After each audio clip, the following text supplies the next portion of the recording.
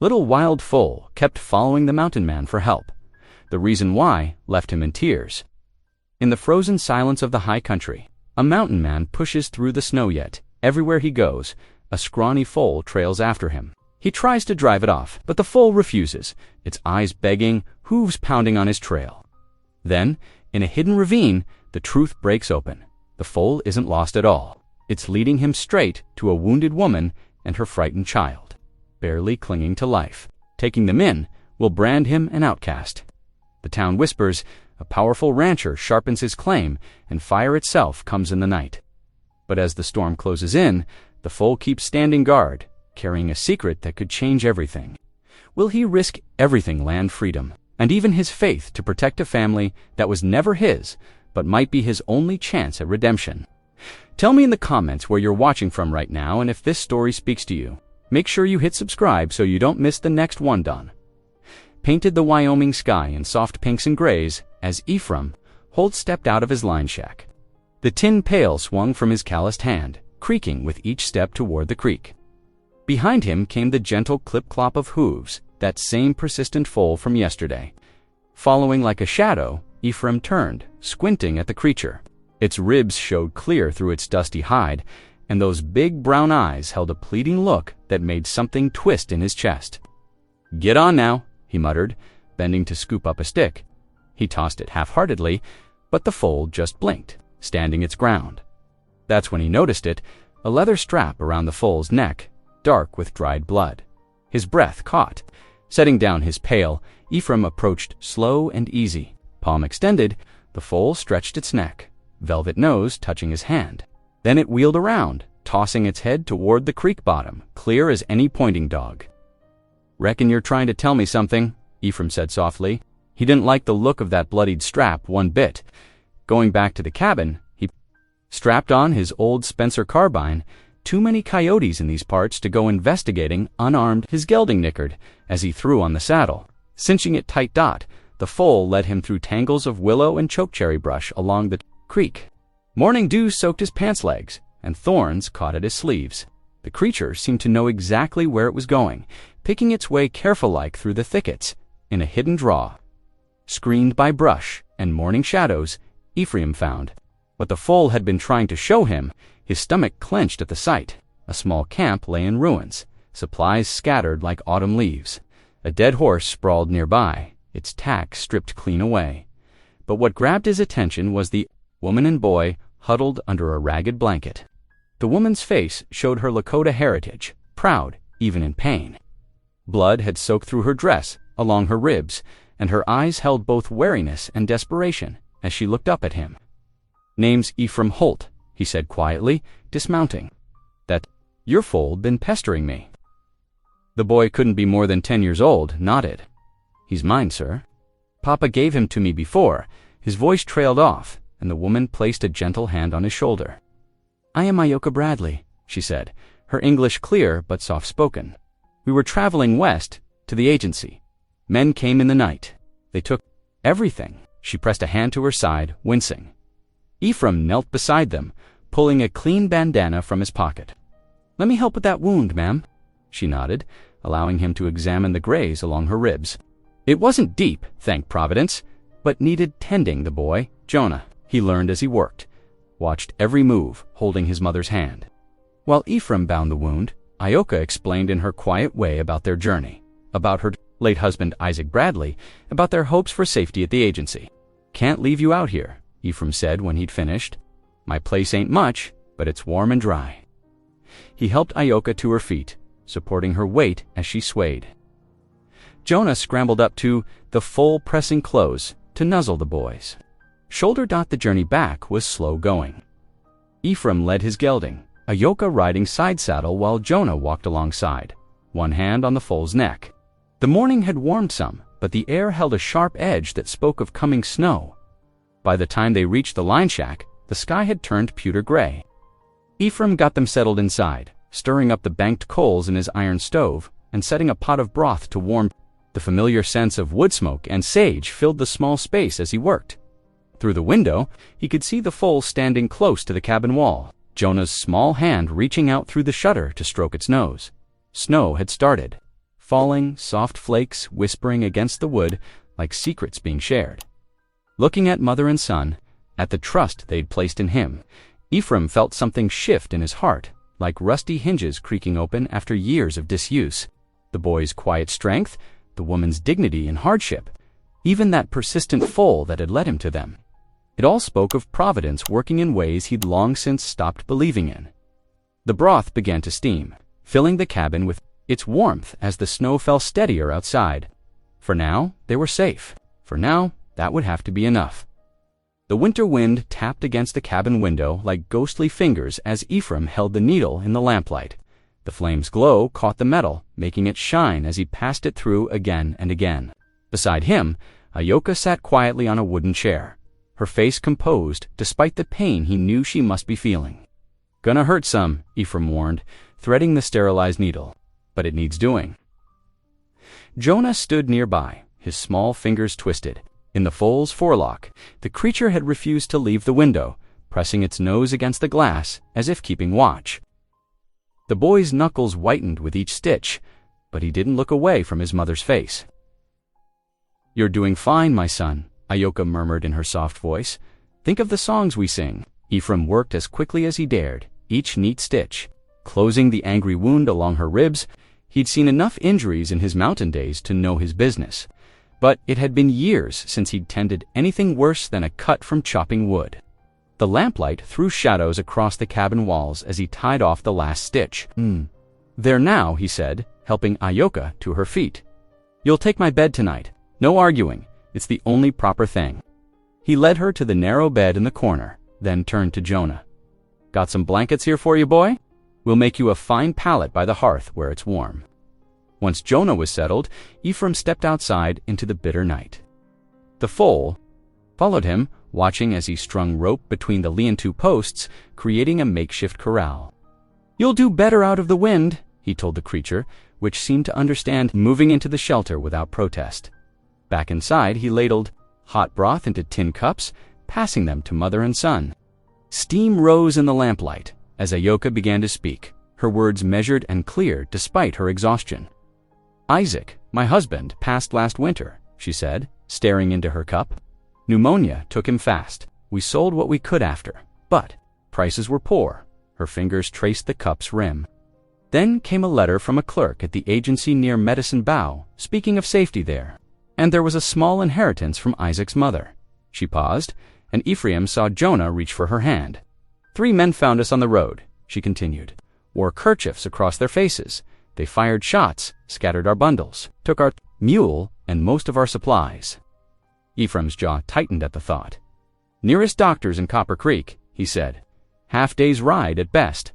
Won't risk moving you before morning, not with those stitches fresh and the cold settling in."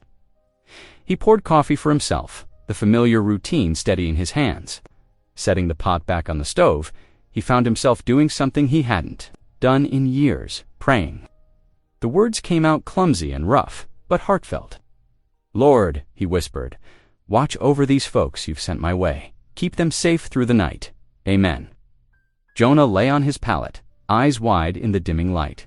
Clearly, to wound up to sleep, Ephraim settled in his chair, cradling his coffee cup. "You know," he said softly, "a good horse never forgets kindness.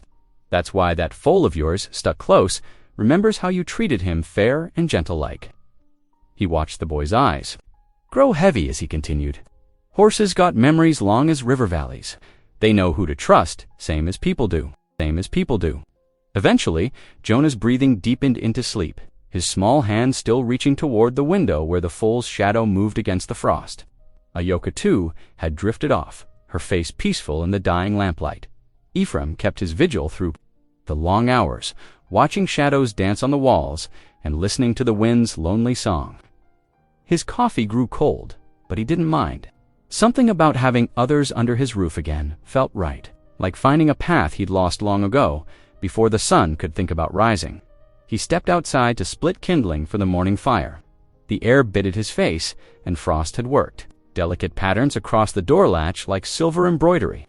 He noticed the foal favoring its left front leg slightly, something else to tend to when daylight came. As he worked, the cabin door creaked open a crack.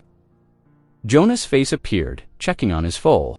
The creature's head came up immediately, nickering a soft greeting to its young master. Ephraim smiled to himself, the axe rising and falling in steady rhythm as another day prepared to dawn in the Wyoming territory. By mid-morning, the worst of Ayoka's fever had broken. Ephraim watched as beads of sweat cooled on her forehead, her breathing finally steady and even. He beckoned Jonah over to the rough-hewn table where he'd laid out willow bark strips. "Watch close now," Ephraim said, demonstrating how to crush the bark with the back of a spoon. "Press firm but gentle, like you're talking to that foal of yours. That's the way to draw out the medicine." Jonah's small hands copied the motion carefully, his tongue caught between his teeth in concentration. "Like this. Just so," Ephraim nodded.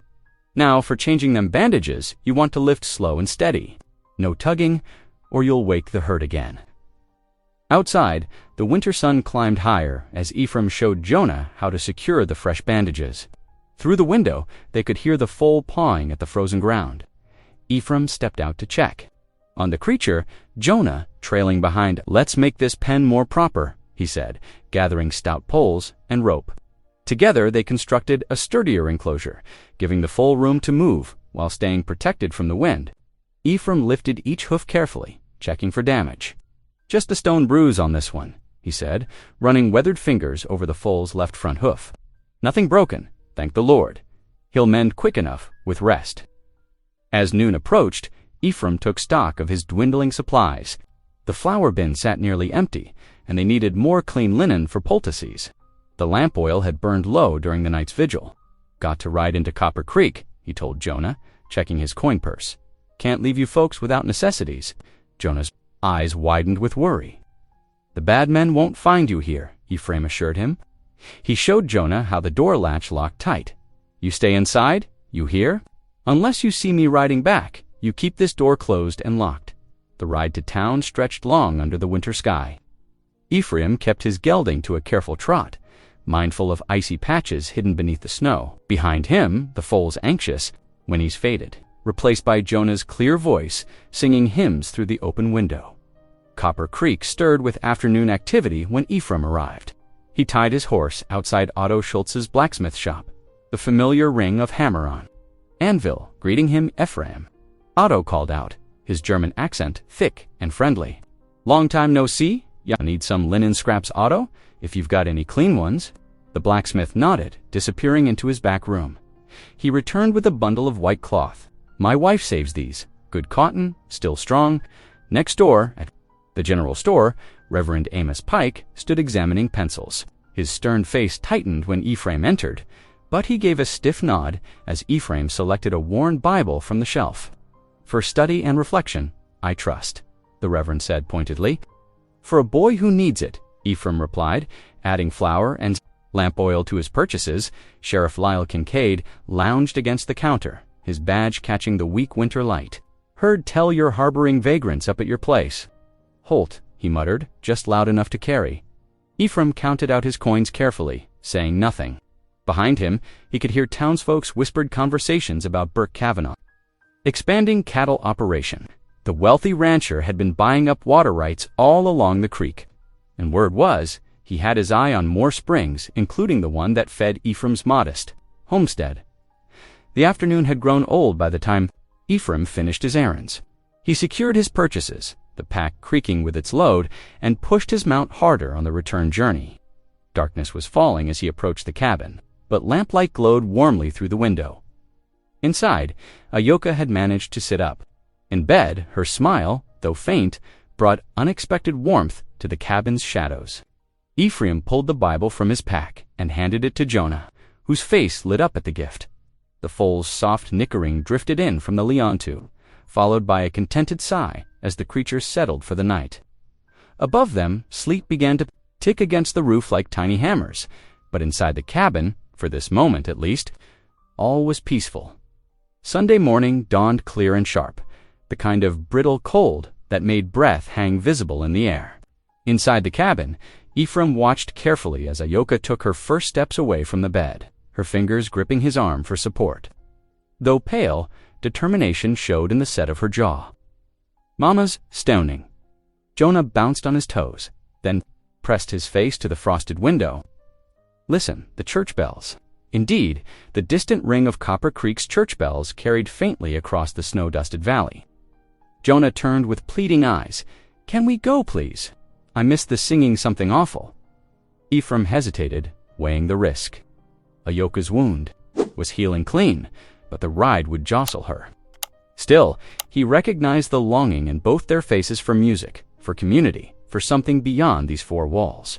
"Reckon we could try," he said slowly. "Got my wagon with good springs. We'll pile it with quilts. Take it slow."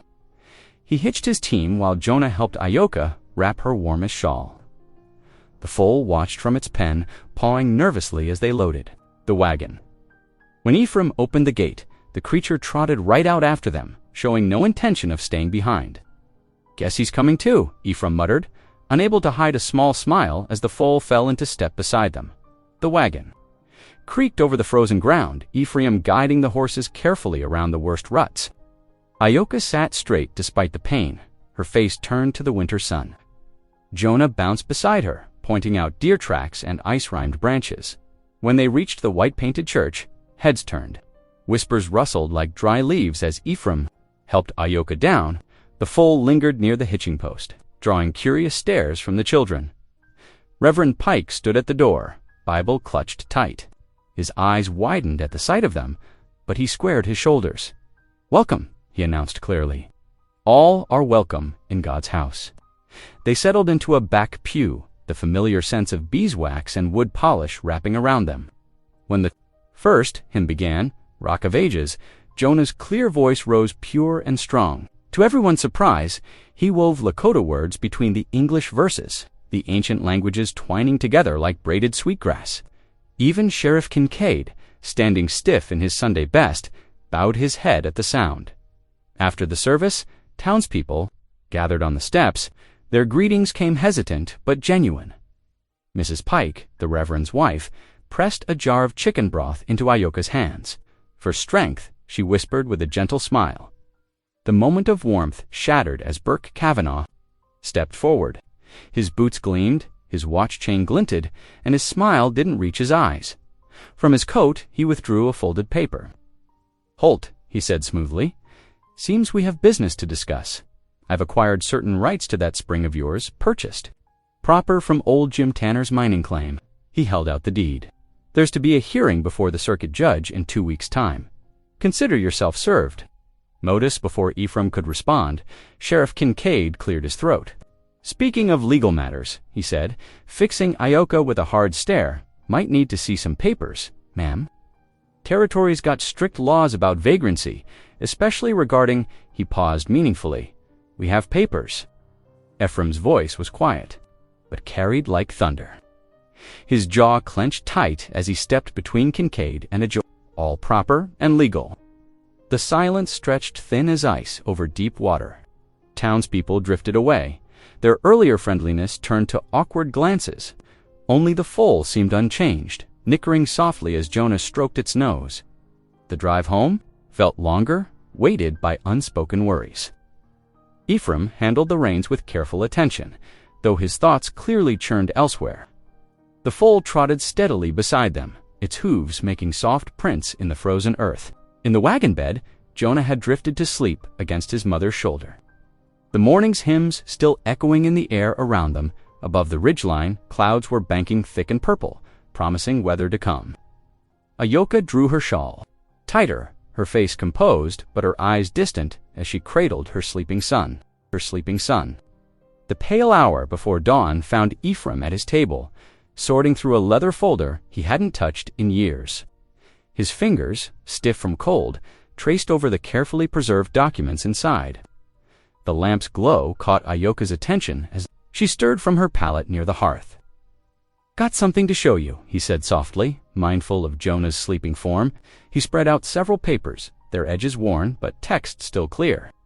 "Here's my claim to the spring, recorded proper in 8. Otto Schultz witnessed it himself." He pointed to the blacksmith's careful signature.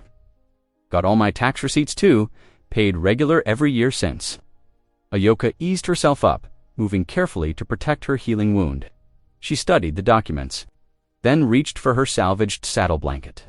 With deliberate movements, she worked loose a few careful stitches along one edge, revealing a hidden pocket. From within, she withdrew a folded letter, creased but protected. The agency clerk wrote. "This," she explained, smoothing the paper on the table. The official Bureau of Indian Affairs stamp stood dark against the letterhead. "It promises grazing rights and assistance when we reach Medicine Bow." Her finger traced the words. "Temporary placement, but legal." With proper stamps, Ephraim leaned forward, reading. "This here's good evidence. We can work with this." He looked up, meeting her steady gaze. "First thing is to keep you healing strong. Then we gather folks who'll speak true about these papers." "The blacksmith," Ioka said, "he knows your claim. Reckon I'll ride to Otto's soon as light breaks." Ephraim nodded. Need his word about witnessing that water notice? The sun was barely touching the hills when Ephraim reached Otto's smithy. The German was already at his forge, the ring of his hammer echoing across the quiet street. He set aside his work when Ephraim explained the situation. "Ja, I remember that day clear as spring water," Otto said, wiping his hands on his leather apron. "You filed proper claim on that spring. I put my name right there, watching you pay the fee." He shook his head. "This Kavanaugh, he thinks money buys everything. But water rights, he spat into the forge. Those follow rules older than his fancy. Boots." As Ephraim turned to leave, a familiar voice called out. Reverend Pike stood in the smithy doorway, his expression softer than it had been at church. "Brother Holt," the preacher said, twisting his hat in his hands. "That boy singing yesterday, it touched something in me. Reminded me what the good book says about welcoming strangers." He cleared his throat. "I've got some spare lumber out. Back of the church, scrap boards, mind you, but solid. Thought maybe you could use them for repairs, what with winter coming." Ephraim nodded, surprised but grateful. "Much obliged, Reverend. That's right, Christian of you." The morning wasn't done with surprises. As Ephraim loaded the donated lumber into his wagon, Sheriff Kincaid appeared, his hand resting casual-like on the grip of his single-action Colt. "Holt," the lawman said, eyes narrow against the morning sun. "Wanted to make sure you knew, Judge only rides circuit twice a month these days. Hearing will be right here in Copper Creek's church, not all the way to Laramie. Appreciate the word," Ephraim replied shortly, securing the last board. The sheriff lingered, shifting his weight. "Them papers you mentioned yesterday, better have them ready." "We will." Back at the shack, Ephraim found Jonah in the lean-to, teaching the foal to bow its head for grain. The creature's ribs were less visible now, its coat beginning to shine. With regular feeding, Ioka sat in the doorway, needle flying as she mended Jonah's jacket, her movements easier than they had been days ago. The day passed in preparation, stacking lumber, reviewing documents, planning what needed saying. Before the judge, as night settled in, lamp oil cast warm light across the cabin's single room. Steam rose, ghost-like from Ephraim's coffee cup, as he copied important names and dates into a fresh notebook, wanting everything clear and ordered near the hearth. Ioka's voice rose soft and low in a Lakota lullaby. The gentle melody wrapped around them all like a blanket. Jonah lay curled on his pallet, eyes heavy with sleep. One hand stretched toward the open door where the foal dozed in its shelter, their breathing falling into the same peaceful rhythm. The wind picked up past midnight, rattling the shutters of Ephraim's line shack. He dozed in his chair by the dying fire when a shrill whinny from the foal jerked him awake. The sharp stench of kerosene hit his nose before he saw the orange glow through the window. Flames were already crawling up the eastern wall, hungry, tongues licking at the dry wood. Jonah. Ephraim lunged for the boy's pallet. "Wake up, son! Fire!" The child's eyes flew open, confusion turning to terror as smoke began seeping under the door. Ephraim scooped him up, blanket and all, and rushed him outside into the biting cold. The boy clutched his Bible to his chest, coughing. "Stay put," Ephraim ordered, then plunged back into the thickening smoke. Ioka was already struggling to her feet. One hand pressed against her side where the stitches pulled. Ephraim grabbed her arm, steadying her as she stumbled toward the door. The heat pressed against them like a living thing. Outside, Foal danced in panic at the end of its rope, eyes rolling white in the firelight. Ephraim yanked a horse blanket from the lean-to and threw it over the creature's trembling body, beating out the sparks that landed on its back. The animal's left fetlock was already angry red from a falling ember. A sharp crack overhead made them all jump. The roof had caught flames, reaching for the stars. Ephraim ran for the rain barrel, heaving bucket after bucket at the blaze, but it was like trying to drown a mountain. The fire roared louder, drowning out Jonah's frightened prayers. Through the smoke and flying sparks, Ephraim caught glimpses of riders melting into the darkness. His jaw clenched so hard, his teeth ached. He knew who'd done this. Kavanagh's men, no doubt about it. But there was no time for rage now, not with his family shivering in the cold. They retreated to the creek bank where frost glittered on, the willows like cruel stars. Ayoka sank down on a fallen log, her face tight with pain. Fresh blood spotted her bandage where the stitches had torn. The foal limped close to Jonah, both of them trembling, the boy from cold and fear. The horse from its burned leg. Ephraim stripped off his coat and wrapped it around Jonah's shoulders. He'd lost everything in that shack, his supplies, there. Documents years of careful living, but watching Ayoka press her hand against her bleeding side hurt worse than any material loss. The eastern sky was just beginning to pale when hoofbeats approached. Ephraim reached for his rifle before recognizing Ruth Talbot's voice calling out, "Lord, have mercy." The widow reined her horse to a stop, her face lined with concern in the gray dawn light. I saw the smoke from my place, knew something was wrong. She swung down from her saddle, already unwrapping her shawl to drape around Ayoka's shoulders. Saw some men riding hard south just before I left. One of their horses wore Kavanagh's brand, plain as day. Ephraim's hands curled into fists, but he forced them to relax. "Much obliged for coming, Mrs. Talbot." "Ruth," she corrected firmly. "And you're all coming with me right now. My barn's warm and dry, plenty of clean hay, and I've got medicine for those burns and torn stitches." Her tone brooked no argument as she helped Ayoka to her feet. "That devil Kavanagh won't dare try anything on my property, not with half the county knowing how he tried to buy my place last spring." The walk to Ruth's homestead seemed endless in the pre-dawn chill. The foal stumbled along behind them, favoring its injured leg, but refusing to leave Jonah's side. Ruth kept up a stream of cheerful talk, though her eyes were hard when she looked back at the glow of the burning shack. Inside her barn, the familiar smells of hay and horses wrapped around them like a comfort. Ruth settled Ayoka and Jonah in a clean stall padded thick with fresh straw, then led the foal to an empty box where she could tend its burned out by late morning. The worst had passed. Ruth's kitchen was warm and bright, a pot of oats simmering on her sturdy cook stove. Through the window, Ephraim could see Jonah sleeping peacefully in the barn's hayloft. The foal drowsing below with its leg freshly bandaged, Ephraim sat at Ruth's scrubbed table, staring down at his hands. They were still black with soot, the skin raw from fighting the flames, but beneath the ash and pain, they were strong hands. Working hands, hands that could rebuild what was lost and make sure justice was served in the doing. Ruth set a cup of coffee in front of him without a word. She understood the look of resolve, hardening in his eyes. Some things went beyond property damage. Some things demanded an answer. The autumn sun hung high overhead as Ephraim hitched Ruth's spare mare to his wagon. The gentle brown horse stood patient and steady, a stark contrast to the anxious energy coursing through his veins. He checked the harness twice, his movements deliberate despite the urgency pressing at him. "I will watch over them like my own," Ruth assured him from her porch, where Ayoka rested in a cushioned chair. The Lakota woman's face was drawn with pain, but her eyes were alert as she watched Jonah tending the foal's burned leg with cool cloths. "Much obliged," Ephraim said, his voice rough.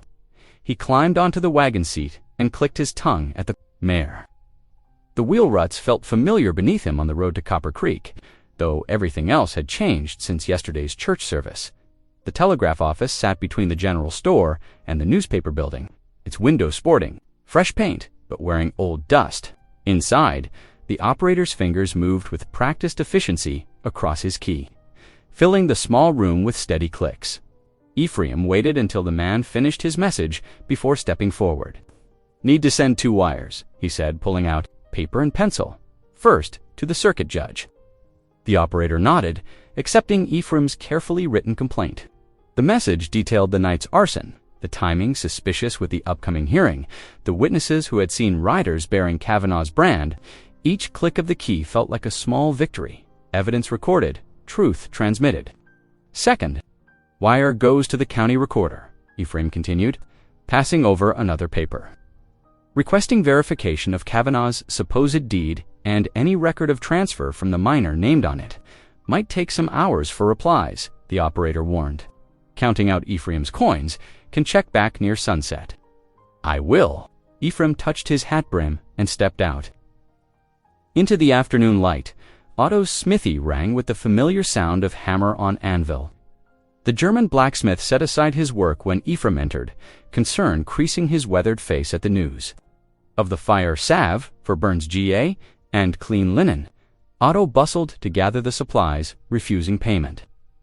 I send Hans and Karl with you. Strong backs, good workers. We save what we can from the ashes. The two young men Otto lent him were indeed strong, and more importantly, willing to work without asking unnecessary questions. They followed Ephraim's wagon back to the remains of his shack as the sun began its westward slide. But there was no time for grief, only work. They started at the least damaged corner, carefully shifting charred timbers and still warm debris. Here, Hans called out, lifting Ephraim's old trunk from where it had fallen into the root cellar. The leather was scorched, but the contents mostly intact. Karl found the tin box of receipts beneath a fallen shelf, its lid warped, but protecting the precious papers inside. They worked steadily through the afternoon, salvaging tools, hardware, anything that might still serve. The pile of usable items grew slowly but steadily. Axe heads could be re-handled, iron cookware scoured clean, nails straightened for reuse. Ruth came out to check on their progress, bringing water and bread. Telegraph writer brought a message, she said, handing Ephraim a folded paper. Operator said, more might come tomorrow. The county recorder's initial response was promising no record yet found of any deed transfer from the named miner to Kavanaugh. Ephraim tucked the paper carefully into his shirt pocket, hope kindling like a small flame dot as dusk approached. Hans and Karl helped him construct a simple lean-to from the salvaged boards, anchoring it securely near the ruins. It wasn't much, but it would keep the weather off until something better could be built. Inside Ruth's barn, the foal had eaten well, despite its injury, staying close to Jonah throughout the day. Ayoka had insisted on making herself useful, her skilled fingers stitching one of Ruth's linen towels as repayment for shelter. Though pale from pain and exhaustion, she worked with quiet determination. When full dark fell, Ruth insisted, Ayoka take the spare bedroom while Ephraim and Jonah made their beds in the lean-to. They spread their salvaged bedrolls on fresh hay, the night air crisp but not yet bitter. Jonah gazed up at the stars, visible through gaps in the boards. They look so close, he whispered, like someone put a lid on the world. That they do, son, Ephraim agreed softly. That they do. The stars winked down at them, silent witnesses to all they had lost and all they still held on to. Monday morning dawned clear and cold over the burned remains of Ephraim's shack. He stood beside the spring, watching his breath cloud in the autumn air while planning how to rebuild. The stack of boards from Reverend Pike and nails from Otto would give them shelter. If not comfort, Ayoka sat carefully on Ruth's porch while Ephraim checked her wound. The stitches held clean, though the skin remained tender. Healing well, he said gruffly, applying fresh salve. Just need rest. Near the barn, Jonah led the foal in slow circles, encouraging each careful step. The burn on its fetlock was starting to scab, and the limp grew less pronounced with gentle exercise. Ruth appeared with a steaming pot of chicken broth, watching the boy with approval. That foal's lucky to have such a patient nurse, she said, ladling the rich liquid into tin cups. Ephraim worked through the morning, setting posts for the new lean-to. The spring bubbled nearby, a constant reminder of what they were fighting to keep. Around noon, the clip-clop of hooves announced Reverend Pike's arrival. The preacher stood awkwardly for a moment, hat in hands. I brought more boards, he said. Finally, and I reckon I owe you words besides. Together, they lifted rafters into place. The physical work seemed to loosen the Reverend's tongue. I've been preaching fear instead of love, he admitted, wiping sweat despite the cool air. Seeing that boy sing in two tongues opened my eyes some.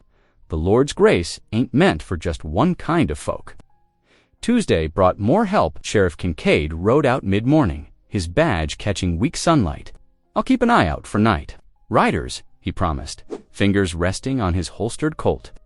"Can't prove who set that fire yet, but I aim to prevent another." The women of Copper Creek, following Ruth's lead, arrived with quilts tucked under their arms and a heavy iron kettle. Between them, they clucked over Ayoka's injury and praised Jonah's gentle way with the foal. Their initial stiffness melted in the face of shared work and worry. Burke Kavanaugh made his appearance that afternoon, riding slow past the construction, his hat brim pulled low. He called out with false concern, "Terrible business, Holt. If you need any help," Ephraim just straightened from his work, letting silence answer. He watched until Kavanaugh rode out of sight, then returned to securing the lean-to's wall boards. Each kindness, each gift, each hour of help, Ephraim recorded it all in his leather-bound ledger. Reverend Pike, for hours' labor, setting rafters. Mrs. Miller, 1 quilt, blue and white pattern. He would repay every debt in time. By Wednesday evening, the lean-to stood solid near the spring. Though small, it boasted tight walls, a pitched roof, and even a tiny stove rescued from the ruins. 2 narrow cots lined the walls with space. Between 4 storage.eoy, OKA insisted on moving from Ruth's spare room despite her healing wound. "You have shown great kindness," she told Ruth softly, "but we must not burden you further." "You're no burden," Ruth protested, but she understood pride and necessity.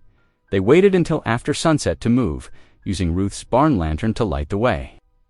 Ephraim and Ruth carried the heavier items, while Jonah and Ayoka managed the lighter bundles. They made 2 careful trips, ensuring Ayoka didn't strain her injury. The night settled calm around them, the wind that had howled during the fire now gentle to whispers. Ephraim stood in the lean-to's doorway, watching Jonah curl up beside the fold just outside the canvas flap. Boy and horse breathed in slow rhythm, their exhaled breath creating small clouds in the cooling air. Ephraim bowed his head. "Lord," he whispered, "thank you for neighbors with kind hearts." The words came easier than they had in years. Perhaps grace, like healing, came slow but sure when given room to grow. Inside the lean-to, Ayoka arranged their few belongings with care. Outside, the foal shifted closer to Jonah's warmth, both of them trusting in the shelter of walls built by many hands. The spring burbled softly in the darkness, its sound a reminder of hope still flowing. Dawn light crept under the canvas flap, accompanied by a harsh cough that made Ephraim sit up straight. Jonah huddled on his cot, shoulders shaking with each ragged breath. The smoke from the fire and the autumn chill had settled. Deep in the boy's chest overnight, Ayoka's face tightened with worry as she pressed a hand to her son's forehead. The skin felt warm and dry beneath her palm. She murmured something soft in Lakota, smoothing his dark hair back. Ephraim moved quickly to the stove, where he kept dried wild onions and a precious jar of honey. He crushed the onions and mixed them with hot water and honey. But Jonah could barely sip between coughs. As morning stretched toward noon, the cough only deepened. Each spell left Jonah gasping, his face flushed. The foal pressed close to the lean-to's entrance, nickering softly at the boy's distress. Ayoka sat straight despite her healing wound. "The agency promised medical help," she said, her voice steady. "Let me ride there. They have proper medicine." Ephraim frowned, calculating risks. "Your stitches are healing well enough." She finished. "I can ride." He studied her determined expression, then nodded slowly. He went to Ruth's barn and returned, leading her spare mare, already saddled. The horse was gentle, suitable for injured riders. "The agency's 10 miles east," he explained, marking a rough map in the dirt with a stick. "Follow the creek until you reach 3 tall cottonwoods growing close together. Turn north there, across the low hills, stay on the game trailets, slower but safer than the open country." He paused. "It'll take most of the day." Ayoka mounted carefully, adjusting her skirts. The mare stood patient, sensing the need for care. With a last look at Jonah, Ayoka turned east, following Ephraim's directions. Throughout the long day, Ephraim kept Jonah moving between coughing spells, walking him in patches of sunlight to stay warm. The boy's steps dragged, but the gentle motion seemed to help clear his chest. During their short rests, Ephraim massaged the foal's burned fetlock with careful fingers. The swelling had gone down, leaving healing skin that would soon bear weight normally. The animal stayed close, as if knowing its presence comforted Jonah. The sun was settling toward the western ridge when hoofbeats announced Ioka's return. She looked exhausted but triumphant, holding up a small packet wrapped in clean cloth. "Nurse Naomi at the infirmary gave us quinine powder and willow bark," she said, dismounting stiffly. She wrote instructions for mixing them. Ioka pulled another paper from her pocket, eyes bright. She also copied my letter and stamped it again with the bureau seal. She said 2 copies are better than 1 for the hearing. Ephraim's throat tightened with gratitude. He busied himself at the stove, pouring his thanks into a kettle of rabbit stew, while Ioka prepared the medicine, according to Nurse Naomi's careful notes. The tonic tasted bitter, but Jonah took it bravely. Within an hour, his breathing eased. By full dark, he had fallen into restful sleep, his chest rising and falling more smoothly.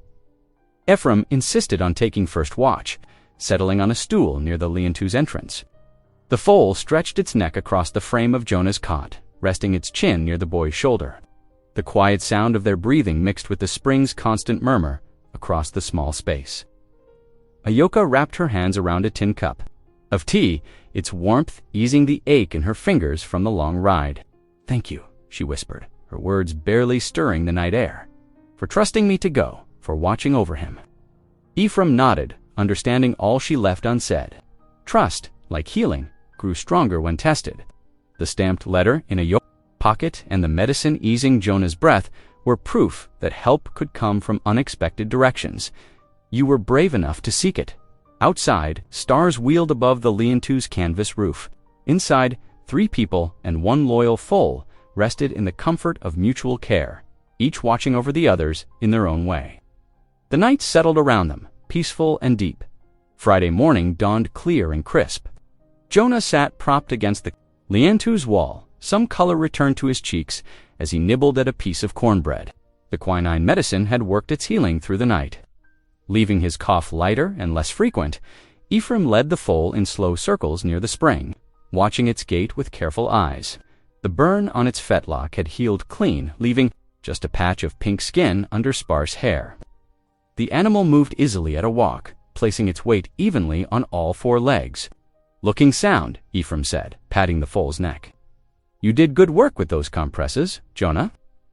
The boy smiled, breaking off a small piece of cornbread for the foal, who lipped it gently from his palm. Inside the lean-to, Ioka sat cross-legged. On her cot, mending one of Ephraim's worn shirts with neat, precise stitches. She paused in her work, setting aside the needle and thread. "There is something else you should see," she said, reaching for the saddle blanket that had served as her pillow.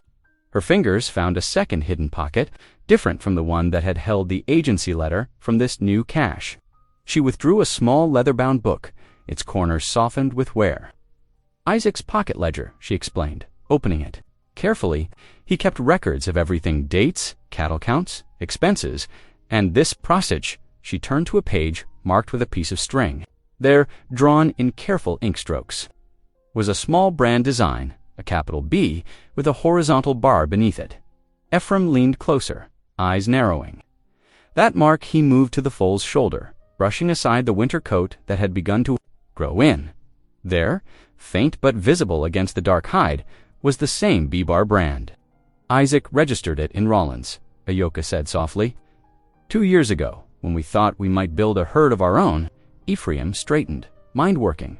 Otto would know. He keeps track of brands, being the blacksmith." He turned to Jonah. "Stay with your mother. I will ride to town." The trip to Copper Creek took less time than usual, his gelding sensing his urgency. Otto's forge was already hot, the rhythmic ping of hammer on anvil echoing down the street. The blacksmith listened, carefully, then pulled out his own brand registry book. His thick finger traced down several pages before stopping. "Ja, here it is. B-bar brand, registered to Isaac Bradley, 18th of May, 1877, Rollins office." He looked up at Ephraim. "This helps the boy's claim?" "Yes.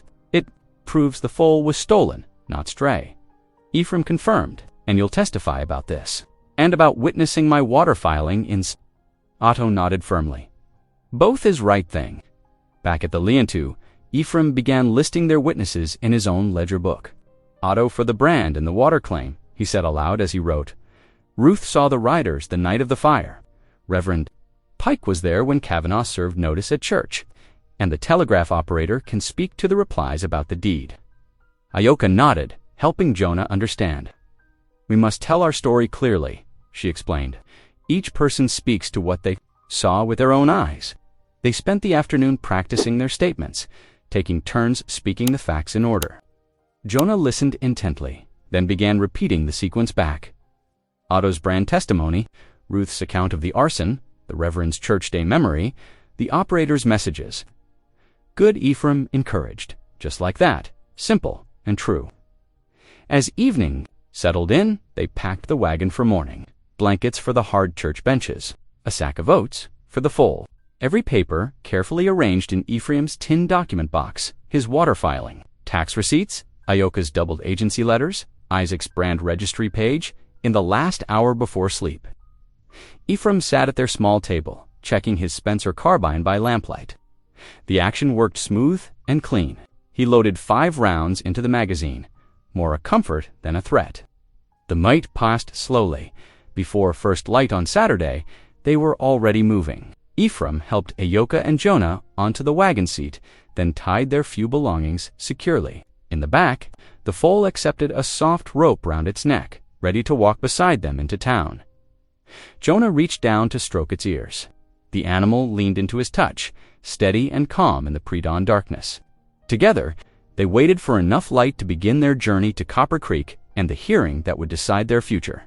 Saturday, morning sunlight filtered through the church's high windows, casting long shadows across wooden benches, now serving as a makeshift courtroom. The familiar smell of pine floors and hymnal leather mingled with the anxious breath of townsfolk packed shoulder to shoulder.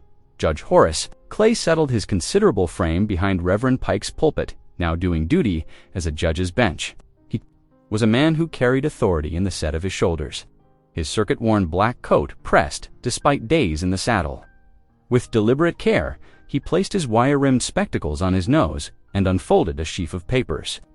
Kavanaugh versus Holt, he announced, voice carrying to the back pews. Matter of water rights and associated claims. Let's proceed. Burke Kavanaugh sat with studied ease beside his lawyer, Mr. Harrison, whose frock coat looked newly brushed. Harrison rose smoothly, brandishing a deed with flourish. Your Honor, my client presents clear title through purchase from the original mineral claim holder, Harrison declared, stepping forward to hand the document up. Ephraim stood next, his movements careful and measured. His Sunday coat hung a touch loose after weeks of shared provisions, but his spine was straight as he approached the pulpit. He laid out his papers one by one. The water appropriation notice from 1875, followed by a neat stack of tax receipts. Filed proper and witnessed, Ephraim said simply. Been working that spring near 5 years now. Judge Clay nodded, examining both sets of documents. Let's hear from witnesses. Otto Schultz. Otto made his way forward, his blacksmith's apron exchanged for a clean shirt. His testimony came steady and clear, German accent more pronounced under pressure. Yeah, I witnessed Herr Holt file that notice in 75. Good water claim properly recorded. He paused, then continued. And the foal outside, that brand, it carries B-Bore, I know it well. Registered to Isaac Bradley and Rollins, 2 years past. I keep the brand records, Your Honor. No mistake. No mistake. Ruth Talbot followed, her gray hair neat under her bonnet. She spoke carefully about the night of the fire, choosing each word with precision. Saw riders heading south in the darkness, she testified. One horse looked to be carrying Mr. Kavanaugh's. Brand, I say, looked to be, as I won't swear what I couldn't see plain, but I know that brand well enough. Kavanaugh's face tightened, but he kept his expression neutral. When Ioka stepped forward, the room hushed. She stood straight despite her healing wound, voice clear and measured as she presented the Bureau of Indian Affairs letter. This promises temporary grazing rights and assistance for my son and me, she explained, indicating the official letterhead. Nurse Naomi at the agency infirmary verified and stamped it again just Thursday last. Judge Clay studied the fresh stamp with particular interest. Adjusting his spectacles, Sheriff Kincaid shifted in his seat before rising to speak. "I did warn about vagrancy laws," he admitted, touching his badge. "But that there's a federal document, has proper authority." The telegraph operator, young Tommy Wilson, almost tripped in his haste to deliver a yellow paper. "Just received from the county recorder's office, Your Honor. They find no record of any transfer from the mineral claim holder to Mr. Kavanaugh. Not in their books." A murmur rippled through the church. Judge Clay held up his hand for silence, then gathered the various documents. "I'll reassess to compare these signatures with the recorder's samples," he announced. "Court will reconvene at 4 o'clock sharp." Outside on the church steps, the afternoon air hung heavy with approaching weather. Jonah stood close to the foal, one hand stroking its neck while the other gripped his father's ledger. The animal's presence seemed to steady them both. Ephraim leaned against the weathered railing, head bowed slightly. His lips moved in silent prayer words he'd thought forgotten, coming back like water from a deep well. Behind him, townsfolk gathered in small clusters, voices low as they discussed the morning's testimony. Dark clouds built over the ridge to the west, promising rain by nightfall. The church bell began to toll 4 o'clock, its bronze voice calling them back inside to hear the judge's decision. Ayoka touched Ephraim's arm gently. "It is time," she said. Together they turned toward the church door, each step measured and deliberate. The foal shifted, watching them with liquid eyes as Jonah gave it a final pat before following his mother inside. The afternoon sun slanted through the church windows as Judge Clay settled back behind the makeshift bench. The assembled crowd hushed. Leaning forward on creaking pews, even the rustle of skirts and shuffle of boots stilled as the judge cleared his throat. Having examined the evidence thoroughly, Judge Clay began holding up Kavanaugh's deed. "I find serious irregularities in this document. The signature purporting to be that of the mineral claim holder bears no resemblance to his verified signatures from previous filings." He paused, adjusting his spectacles to read from a yellow telegraph slip. "Furthermore, the county recorder's office notes that chemical analysis of the ink suggests recent application, not the date claimed on the deed." A low murmur rippled through the church. Kavanaugh's face darkened, but he remained still, hands clasped tightly in his lap. "Mr. Davies," the judge called, addressing Kavanaugh's foreman, stepped forward. Davies rose slowly, his boots scuffing against the pine floor. Judge Clay fixed him with a stern gaze. "Were you present when this deed was signed?" "Well, Your Honor, Davies shifted, eyes darting to Kavanaugh. "Can't rightly recall the exact day, but a simple yes or no." "Mr. Davies?" "No, sir. I wasn't there." "Yet your signature appears here as witness." The judge's voice carried clearly through the NAS Island Church. "Would you care to explain that discrepancy?" Davies opened his mouth, closed it, then looked at his boots. Sheriff Kincaid stood, his jaw clenched tight. Without waiting for the judge's formal order, he stepped forward and took Davies by the arm. "Think you'd better come with me, Jim, Sheriff?" Judge Clay nodded approval. "Hold him pending charges of perjury and conspiracy to commit fraud." As Kincaid led Davies out, Judge Clay shuffled his papers and continued. "This court finds Ephraim Holt's 1875 water appropriation both prior and valid. The purported deed is hereby declared void." Ephraim's shoulders relaxed slightly, though his expression remained guarded. Regarding Mrs. Bradley and her son, the judge turned to Ayoka. "This Bureau of Indian Affairs letter clearly establishes their right to federal protection while settling at the agency. Their presence here is legitimate and lawful." Ayoka inclined her head gracefully, one hand resting on Jonah's shoulder. "Sheriff Kincaid." The judge continued as the lawman returned. "You will establish regular patrols around Mr. Holt's spring.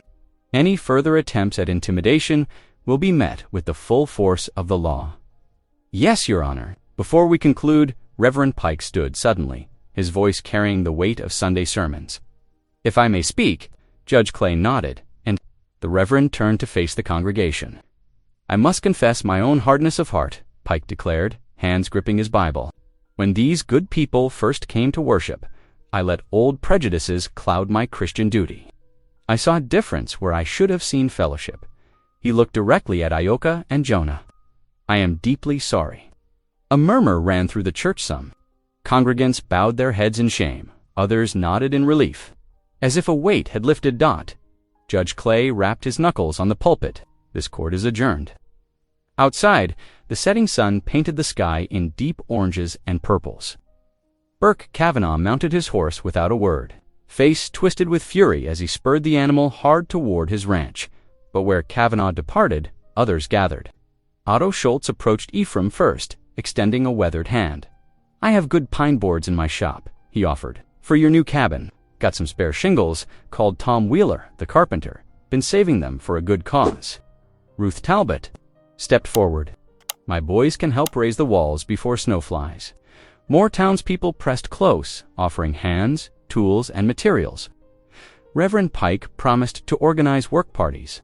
Sheriff Kincaid pledged to keep watch during construction. The foal nickered softly, pushing its nose against Jonah's chest as the boy wrapped his arms around its neck. Ayoka stood straight and proud, her eyes bright with unshed tears as she watched neighbors become friends. Ephraim looked out over the gathering crowd, his usual stoic expression softening. The last rays of sunlight caught the cross atop the church steeple, gleaming like a promise kept. "Much obliged," he said simply, but his voice carried all the warmth of coming home. The week after the hearing dawned bright and cold, with frost silvering the grass around Ruth's barn. But Copper Creek stirred early, wagons creaking toward Ephraim's land before the sun could warm the earth. Otto Schultz arrived first, his tools rattling in the back of his wagon as he surveyed the burned site with experienced eyes. "It's will need proper foundation stones," he declared, "marking corners with stakes and good pine beams, at least 8 inches thick." Men from town fanned out under his direction, some heading to the sawmill while others began clearing debris. The ring of axes and saws soon filled the crisp morning air. Even those who had stood silent in church now worked with purpose, as if each swing of hammer or heave of timber could repair more than just a house. Ayoka, her side healing enough to lift lighter loads, found her place among the women who had gathered to help. She showed Jonah how to hold boards steady while men notched them, her movements careful but determined. The boy proved a quick study, and between tasks, he worked with the foal, teaching it to stand quietly at a hitching post. Essential training. "For a proper ranch horse, steady now," he'd murmur, stroking its neck when it stood still. That's the way Reverend Pike arrived each day after his morning prayers, removing his coat to swing a hammer alongside the others.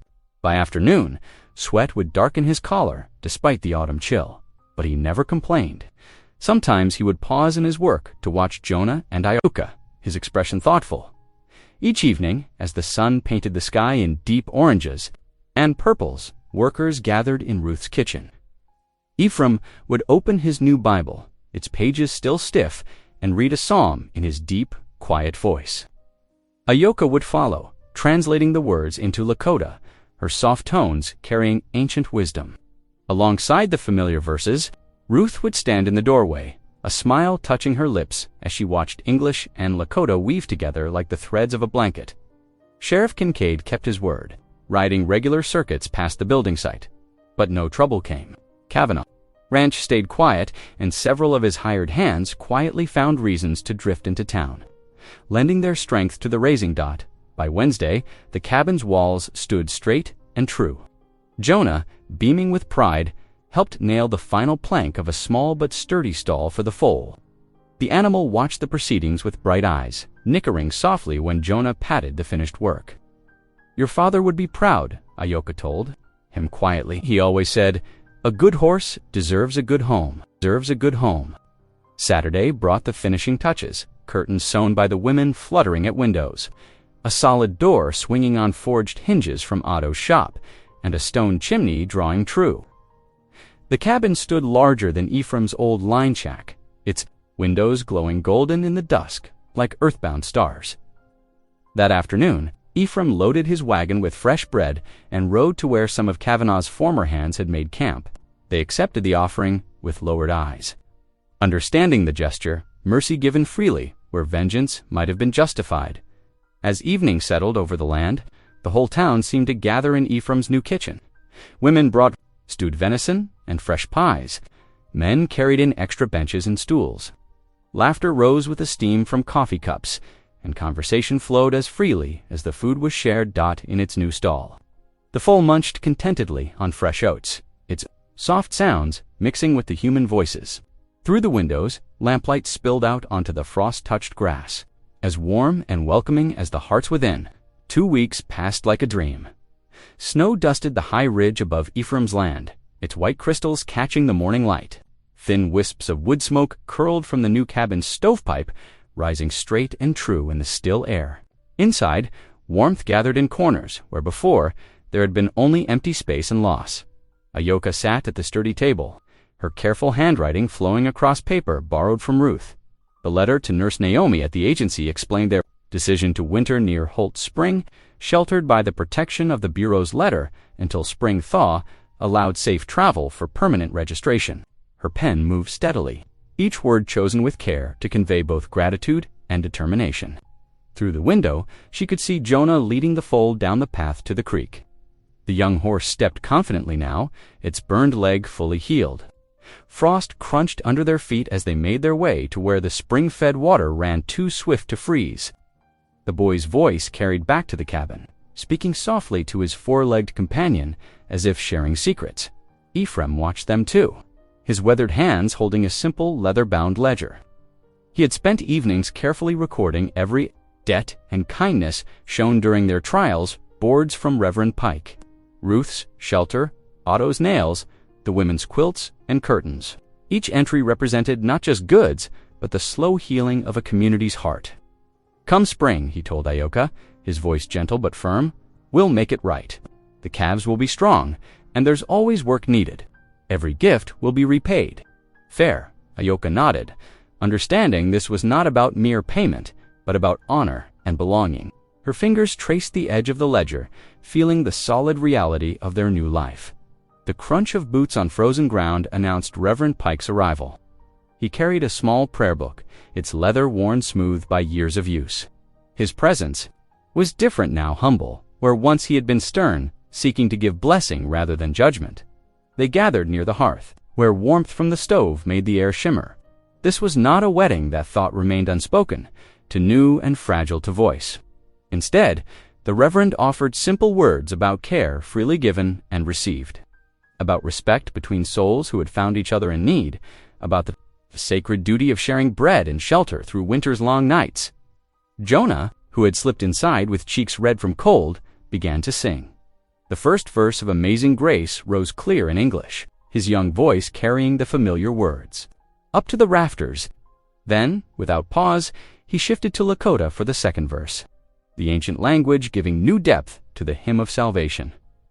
The music touched something deep in Ephraim's heart. Tears welled in his eyes as he slowly sank to his knees. His prayer came rough and honest, thanksgiving for mercy that had proved greater than all his losses. He spoke of grace found in ashes, of family discovered when he thought himself forever alone, as if drawn by memory. The foal appeared at the window, pressing its soft muzzle against the glass, just as it had that first dawn when it led him to Ayoka and Jonah. It reached for Ephraim with gentle insistence. The sight broke something open in his chest, letting more tears fall. Evening settled over the cabin like a gentle hand. Lamplight caught the curtains Ruth had sewn, casting warm shadows on walls that still smelled of fresh-cut pine. At the table, now set with 3 plates, Ephraim, Ayoka, and Jonah bowed their heads. Outside in its snug stall, the foal snorted. Softly, at peace in its own home, tears fell again. But these were different from the bitter drops of lonely grief Ephraim had known before. These were tears of gratitude, of wonder at how God's mercy could forge family from strangers, could build love from loss. They flowed freely down his cheeks as he looked at the boy who had taught him to sing again, the woman who had shown him how to heal, and thought of the faithful foal that had led him back to life. If you believe stories can heal, lift, and connect us, this channel is for you. Thanks for being here. Hit subscribe, and I'll meet you again tomorrow with something real.